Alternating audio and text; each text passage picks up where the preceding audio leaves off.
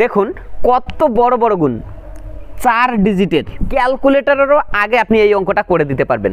গুণ্য অথবা গুণকের ঘরে যখন 9 থাকবে, এরকম 999 এরকম থাকবে, সেক্ষেত্রে কিন্তু আমাদের এই রুলসটা কাজে দেবে। যে সংখ্যা দ্বারা গুণ করতেছেন আপনি সেইটার থেকে এক কম সংখ্যাটা লিখবেন। দেখুন 8686 আমি লিখেছি 8685, মানে এইটার থেকে 1 মাইনাস করে এখানে লিখেছি। আমি লেখার পর এই যে সংখ্যাগুলি ডিজিটগুলি আমার এখানে আছে, এগুলি ওই 99 থেকে মাইনাস করে আমি এখানে লিখেছি। 5 আছে 9 মিল করতে 4, 8 আছে 9 মিল করতে 1, 9 থেকে 6 বাদ মানে 6 আছে 9 মিল করতে 3, 9 থেকে 8 বাদ মানে 8 আছে 9 মিল করতে 1। 99কে 87 দ্বারা গুণ করতে হবে, তাহলে 87-র চেয়ে 1 ছোট সংখ্যাটা এখানে বসিয়ে দিন 86। এখন এই 86 99 থেকে মাইনাস করলে কত আসে? 6 আছে 9 মিল করতে 3, 8 আছে 9 মিল করতে